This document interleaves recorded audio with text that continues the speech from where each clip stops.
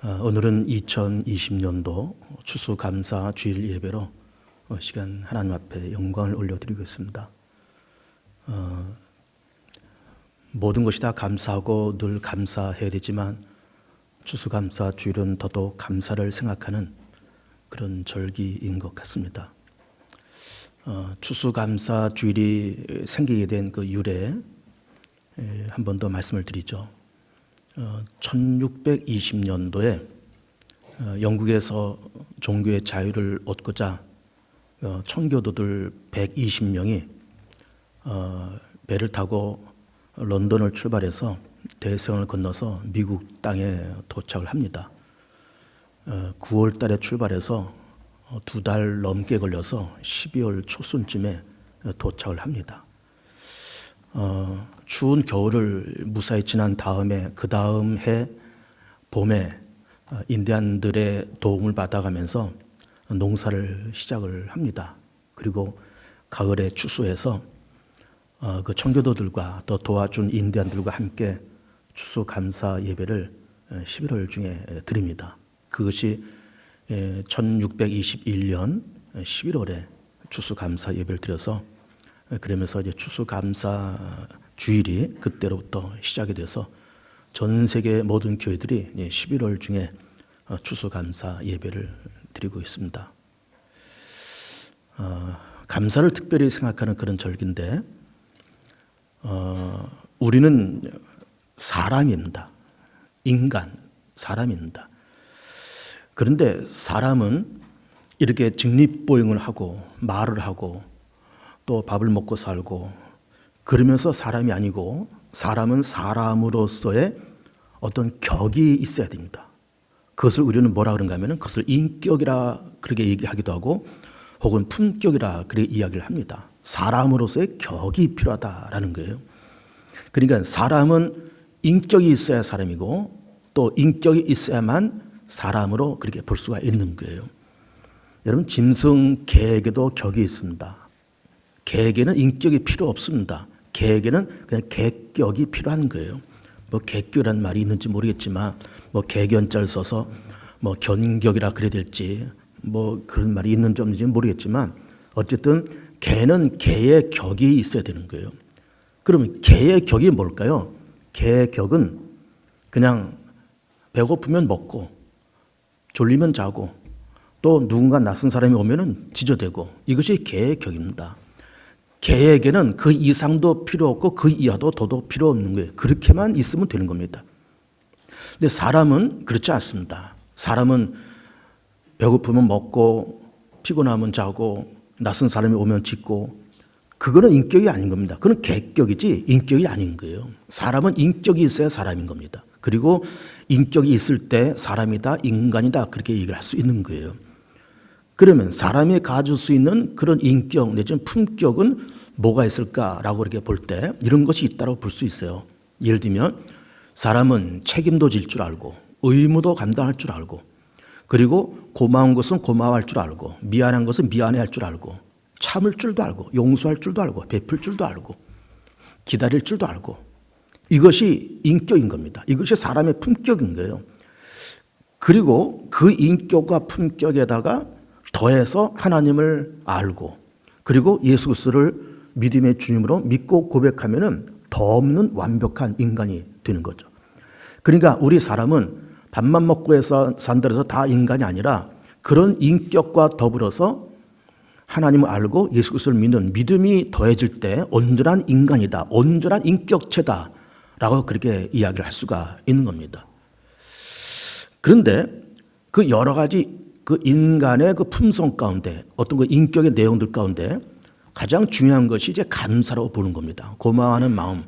오늘 이제 추수감사절이기 때문에 특별히 감사를 얘기하면서 사람이 갖고자 하는 여러 가지 품격 가운데 그 감사가 필요하다 이런 말씀을 드린 겁니다. 그러니까 감사할 줄 알고 미안한 것은 미안해할 줄 알고 부끄러운 것은 부끄러워할 줄 아는 그런 격이 인격인데 그 가운데 감사의 내용을 이제 보고자 하는 거예요. 근데 우리는 이제 추수감사절 또 감사를 얘기하고 또 인격 가운데 감사가 필요하다 이런 말씀을 좀 드리고 있지만 우리는 감사라고 하는 얘기를 하면 언제나 뭘 생각하는가 하면은 좋은 일이 있으면 감사하다 이렇게 생각을 하는 겁니다. 예를 들어서 하나님이 우리 집안을 축복했다. 그래서 남편이 하는 사업이 잘 되고 아이들이 이번에 수능 시험 보면서 시험을 잘 봐서 인류대학에 이렇게 들어가고 그럼 감사하죠. 그런 걸 감사하다고 생각하는 거예요. 중병에 걸렸다가 나아서 하나님께 감사하다. 되게 감사한 일이지만 그러면 그렇게 좋은 것만 하나님 앞에 무슨 혜택을 받은 것만이 감사한 걸까? 그러니까 내 기억 속에 좋은 것만이 감사한 것일까? 그렇지 않고 우리가 세상을 살아가면서 늘 그렇게 좋은 일만 있는 건 아니잖아요. 힘든 일도 있고 어려운 일도 생기고 내 마음에 들지 않는 일도 생기고 속상한 일, 괴롭고 힘든 일, 정말 세상을 원망하고 하나님을 원망할 뻔했던 그런 일들도 우리의 살아왔던 삶의 흔적 속에 많이 있는 거예요. 그건 뭐냐 이거예요. 좋은 거는 감사하고 그렇지 않은 거는 감사한 것이 아니냐 그 말이에요. 그런데 오늘 설교의 제목처럼 인생을 뒤돌아보면은 생각해 보면 모든 것이 다 감사하다. 이런 내용의 말씀을 드리고자 하는 겁니다. 생각해 보면 다 모든 것이 다 감사한 거예요. 예를 들면 오늘 설교 본문을 디모데후서 4장을 선택했습니다. 사실은 이 디모데후서 4장 말씀은 아주 유명한 말씀이에요. 사도 바울의 마지막 고백이잖아요. 내가 달려갈 다 달렸다. 믿음을 지켰다. 선한 싸움을 싸웠다. 그래서 이제 내 의의 면류가 내게 준비되어 있고 나만이 아니라 예수님의 나타남을 기다리는 모든 자에게도 이렇게 있다. 그러면서 자기 인생을 반추해 가면서 그러면서 내 인생 속에 참 이러이러한 일이 있었지만은 내가 믿음을 지키고 선한 싸움을 싸웠다가는 인생을 회고하는 그런 내용인 겁니다. 인생을 회고하는 내용이에요. 반추하는 그런 내용인 겁니다. 근데 우리는 이 말씀 보면서 이 본문 말씀이 추수감사절의 감사의 내용과는 상당히 어울리지 않는 듯한 그런 느낌을 받는 거예요. 여기는 감사란 말이 전혀 없어요. 또 고맙다고 하는 내용도 없습니다. 그런데 이 말씀 깊이 듣다 보면은 그 말씀 속에 사도 바울이 하나님 앞에 깊은 감사의 고백을 하는 것이 이 본문의 내용인 거예요. 우리가 잘 아는 것처럼 사도 바울은 사실은 스펙이 굉장히 좋은 사람입니다. 공부도 많이 했고요. 로마의 시민권도 갖고 있었고 그리고 또 그 유대교 안에서 굉장히 희망적이고 정말 전도가 양양한 그런 사람이었습니다. 그러면서 그 고집스러운 그 유대교의 그 마음을 가지고 기독교를 바라보니까 예수는 유대교의 이단자고 로마에게 대항하다가 처형당한 정치범이고 교회는 불순한 단체고 그러면서 예수님에 대해서 교회에 대해서 불편한 마음을 갖고 있으면서 일평생을 나는 교회를 핍박하는 데 앞장서겠다는 결심을 갖고 그렇게 다메섹을 갑니다. 가다가 예수를 만났잖아요. 그러고 나서 성령 받고 바나바의 인도를 받아서 예루살렘 교회에 소개가 되고 그리고 안디옥 교회에서 안수받고 파송돼서 수십 년 동안 복음전도 사역을 그렇게 합니다. 그러면서 1차, 2차, 3차에 걸쳐서 예루살렘 그리고 소아시아 그리고 또 그리스 그리고 로마 이런 지역을 다니면서 복음을 전도를 해요. 요즘같이 이렇게 교통 편안한 때는 금방 가고 금방 오고 그런 때겠지만은 교통도 불편하고 통신도 불편하던 그런 때에 1차, 2차, 3차 전도 여행을 한 것은 절대로 쉬운 일이 아니었습니다. 그냥 강단에서 목사가 사도 바울이 1차, 2차, 3차 전도 여행했습니다. 그렇게 하니까는 그렇게 했다라고 우리가 그렇게 말하고 그렇게 듣지만은 절대로 그것이 쉬운 것이 아니었어요. 교통이 나쁘고 통신이 나빴던 그런 때에 이게 그 어마어마한 그런 지역을 다니면서 복음을 전했던 것이 쉬운 일이 아니었습니다. 그렇게 1차, 2차, 3차 전도 여행을 하면서 그것이 수십 년이 걸렸어요. 복음 전하고 교회 세우고 또 목회하고 복음 전하고 교회 세우고 목회하고 그거를 3차례를 돌면서 수십 년이 지나간 거예요. 그리고 마지막 4차 로마로 가서 거기서 참수형을 당하면서 바울의 인생이 끝납니다. 그런데 지금 이 본문의 말씀은 사도 바울이 디모데에게 보내는 두 번째 편지예요. 첫 번째 편지가 전서, 두 번째 편지가 이제 후서인데 이 두 번째 편지를 보내면서 디모데는 누군가 하면은 사도 바울의 제자이면서 동시에 양아들입니다. 이 디모데를 여기다 파송해서 목회하게 만들고 저기다 파송해서 목회하게 만들고 편지를 주고받으면서 목회는 이렇게 된다. 그러면서 디모데에게 보낸 그 두 번째 편지인데 근데 아마도 이 편지의 내용이 디모데 후서가 아마도 사도 바울이 인생 말년에 이 편지를 썼다 이렇게 생각이 돼요. 왜 그런가 하면은 거기에 6절을 보면은 전제와 같이 내가 벌써 부어지고 그리고 나의 떠날 시간이 가까웠다 이런 표현을 쓰고 있는 겁니다. 전제라고 하는 것이 뭔가 하면은 제사라고 하는 거는 이렇게 제단 위에다가 장작을 올려놓고 불을 붙여서 그 장작 위에다가 이 고기 자른 거를 이제 얹어서 태워서 드리는 것이 이게 제사예요. 그러면 이게 장작도 타고 고기도 타면서 이게 상당히 시간이 오래 걸릴 것 아니에요. 그러면 거의 다 타면은 장작은 이제 수치되고 재가 되고, 그리고 이제 그 위에 올려놨던 그런 고기들도 이제 까맣게 타서 거의 잿덩어리가 그렇게 되어가는 거예요. 거의 이제 불씨가 거의 꺼질 무렵에 거의 다 탔을 때 그 재물, 거의 다 탄 재물 위에다가 포도주를 쭉 붓는 의식, 이것이 전제입니다. 전제라 그러기도 하고 관제라 그러기도 하고. 그러면서 이 전제란 말은 결국 그 제사가 끝나는 의식을 얘기를 하는 거예요. 예를 들면 우리가 예배를 드릴 때 맨 마지막에 목사가 축도하잖아요. 예수님의 은혜와 하나님의 사랑과 하면서 축도합니다. 축도하면서 예배가 끝나고 결국 축도를 하면은 아, 예배가 끝나는 거로구나, 이렇게 생각이 되는 거예요.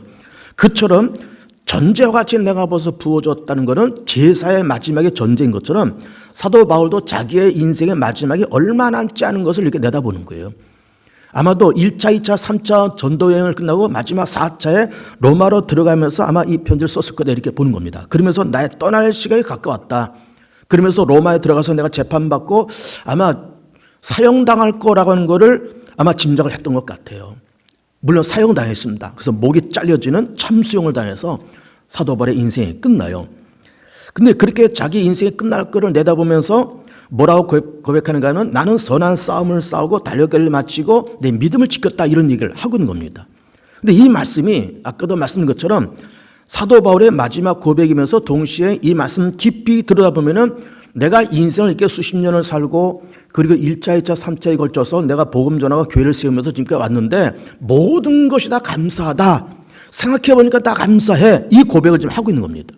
물론 이 말씀 속에는 고맙다는 말도 없고 감사하다는 단어도 안 나와요. 그러나 그 깊이에는 사도 바울이 생각해 보니, 자기 인생을 뒤돌아보니, 자기 인생을 반추해 보니 모든 것이 다 감사했다는 거예요. 그런데 아까 얘기한 것처럼 감사라고 하는 것은 좋은 일만 있을 때만 감사하는 것일까? 나쁘고 힘든 일은 감사하지 않은 걸까? 라는 거를 놓고 볼 때는 사도 바울의 인생을 이렇게 놓고 보면은 뭐 그렇게 인생 전반에는 그렇게 좋은 스펙으로 그렇게 살았다는 말씀 드리겠지만은 그렇게 다메섹 가서 예수 만나고 복음 전하는 그 수십 년 동안의 복음 전도 활동은 굉장히 힘든 세월이었습니다.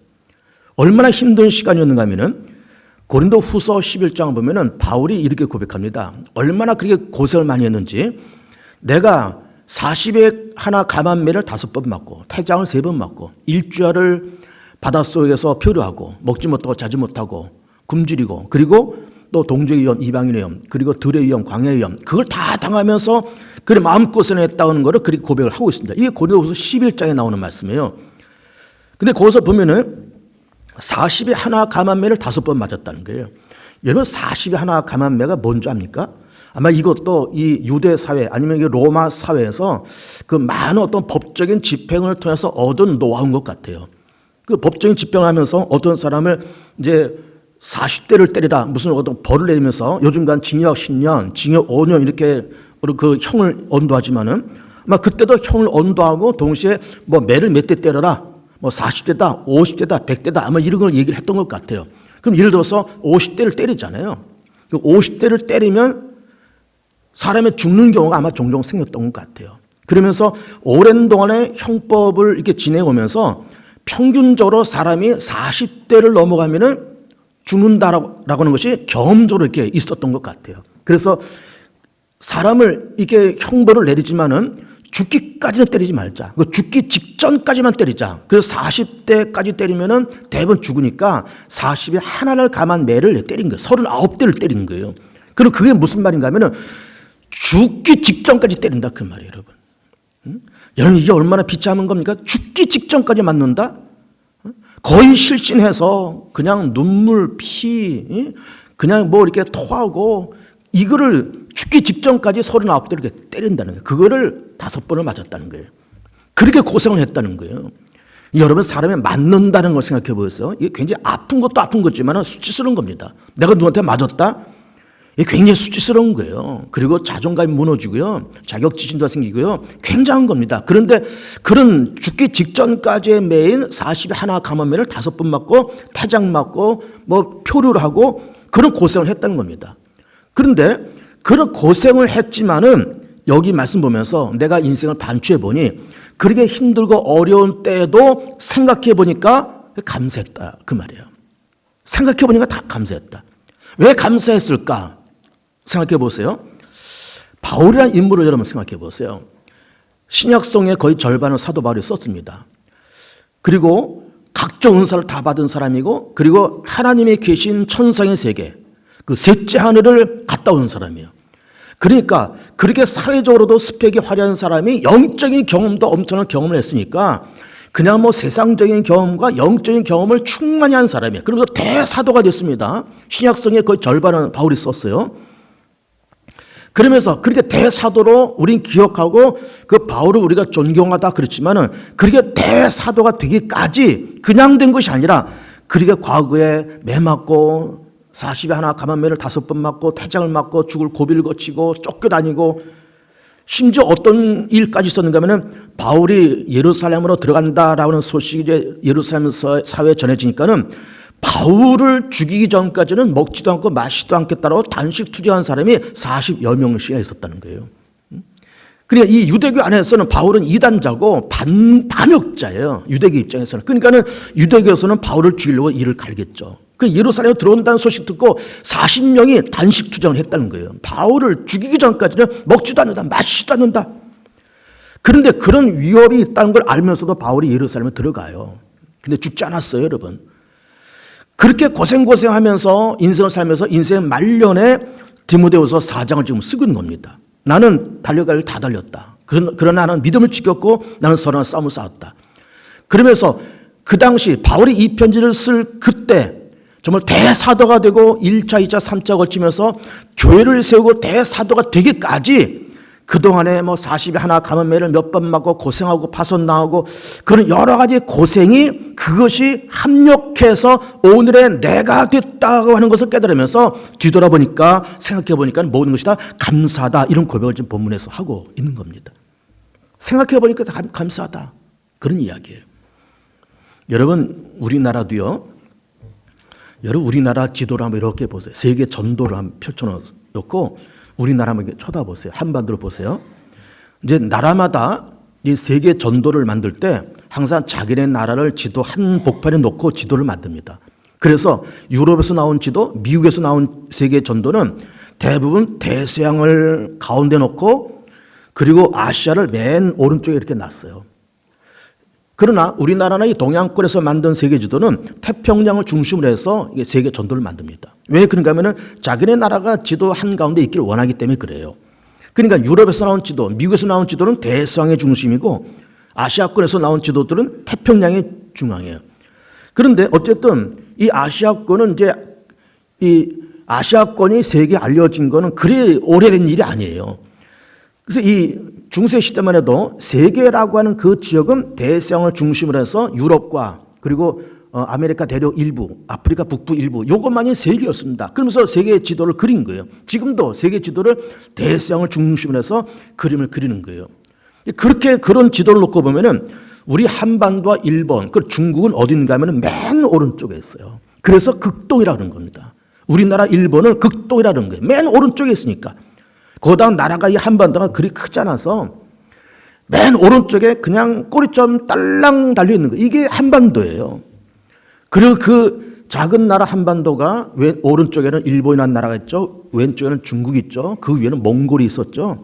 그러면서 우리가 이렇게 우리나라 역사가 5,000년이다 이게 얘기하지만은 어쨌든 5,000년이 됐든 만년이 됐든 우리나라는 저 침략의 역사였습니다.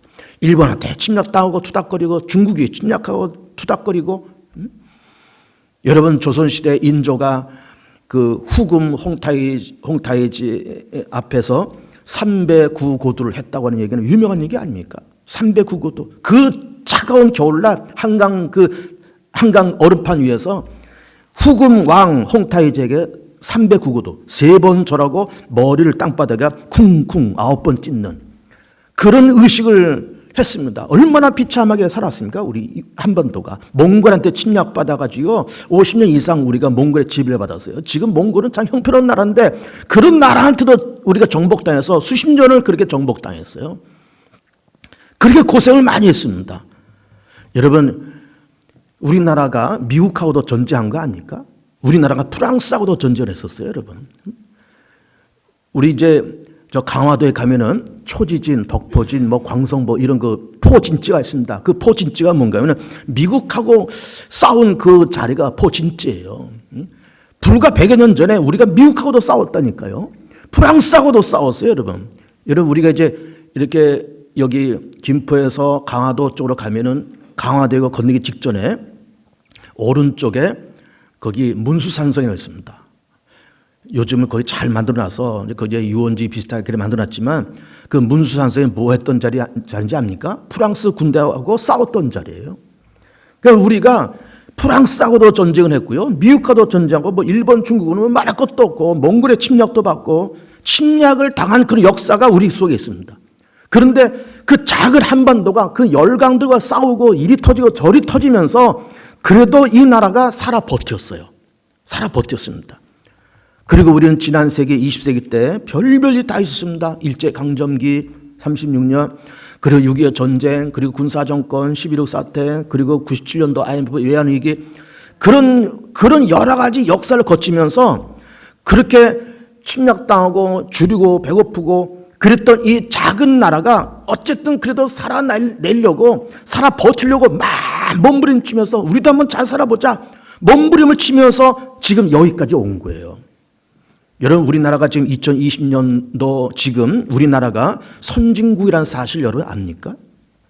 우리나라가 지금 선진국인다 여러분. 우리만 모르지 세계는 다 알고 세계는 다 그 인정하고 있는 거예요.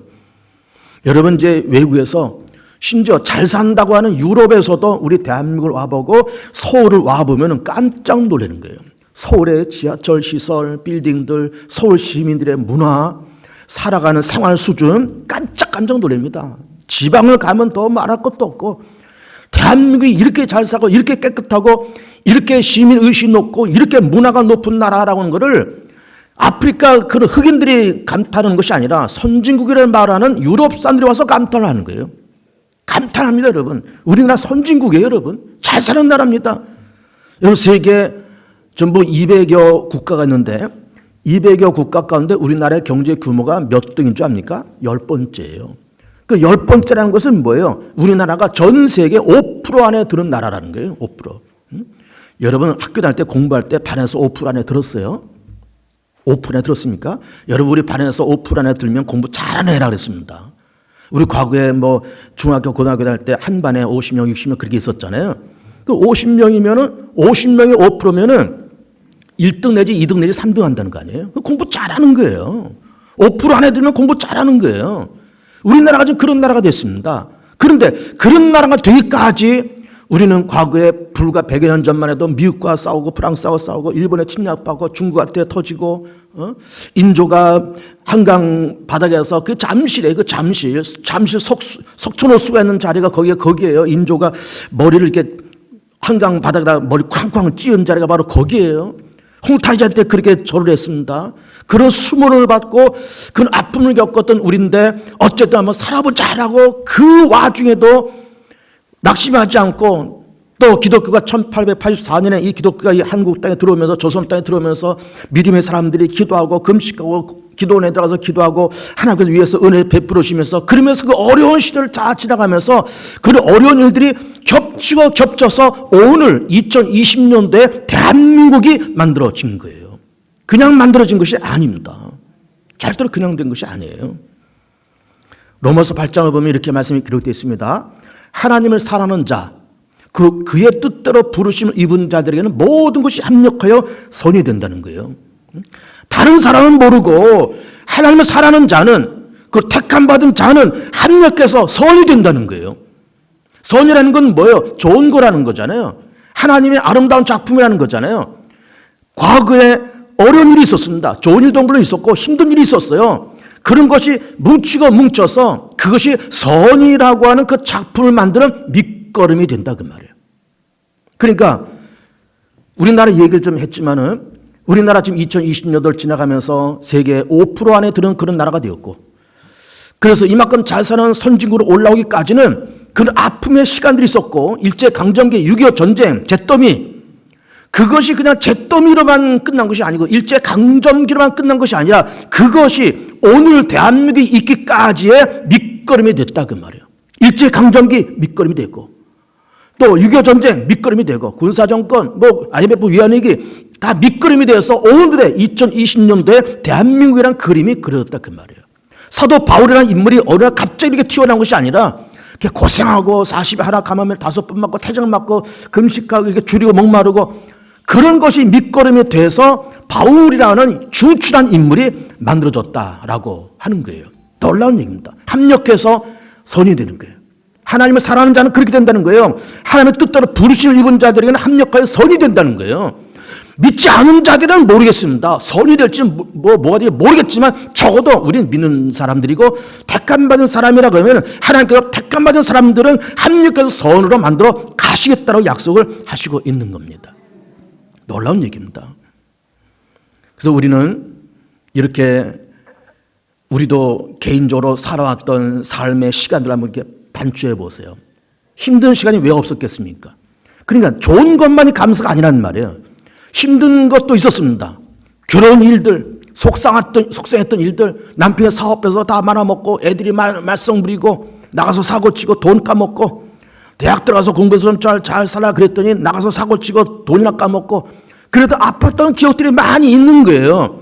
그런데 그것이 오늘의 내가 있기까지 그 모든 것이 밑거름이 되어서 오늘의 내가 존재하고 미래에 내가 존재한다고요. 미래에 내가 존재한다. 우리는 하나님 나라에 들어갈 거잖아요. 죽음을 넘어서 부활해서 하나님 나라에 들어가서 거기서 정말 영생 복락을 하나님과 더불어 누리며 살겠지만은 그렇게 누리며 사는 그 시간이 덜커덕 주어진 것이 아니라 우리가 세상을 이 지구 땅에서 수십 년을 살아왔던 것이 밑거름이 되어서 천국에서의 아름다운 선, 아름다운 작품이 만들어진다라고 하는 겁니다. 뒤돌아보면 다 감사한 거예요.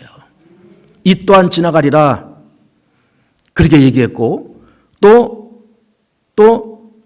생각해 보면은 힘들고 어려운 것이 그 나빴던 시간이 아니고 내 인생을 무너뜨리려고 했던 그런 시간이 아니고 하나님의 저주와 진노와 하나님께서 나를 버리려고 하셨던 것이 아니라 오늘의 내가 있기까지 하나님은 그런 아픔의 시간들을 거쳐가면서 나를 낳기 위한 진통, 나를 만들기 위한 진통, 대한민국을 만들기 위한 진통, 오늘의 내가 있기까지 과거에 그 아팠던 시간들이 하나님 밑거름이 되었다라고 하는 것을 우리가 믿으면서 뒤돌아보면서 참 감사했다, 감사하다. 그때는 아프고 힘들었지만 그래서 하나님을 원망하고 나를 원망하고 세상을 원망하고 그랬던 시간들이 있었고 입으로 하나님을 원망하면서 범죄했던 시간들도 많이 있었지만은 생각해 보니 참 감사하다. 참 감사하다.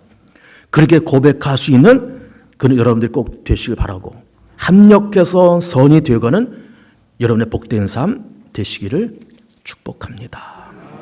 기도합니다.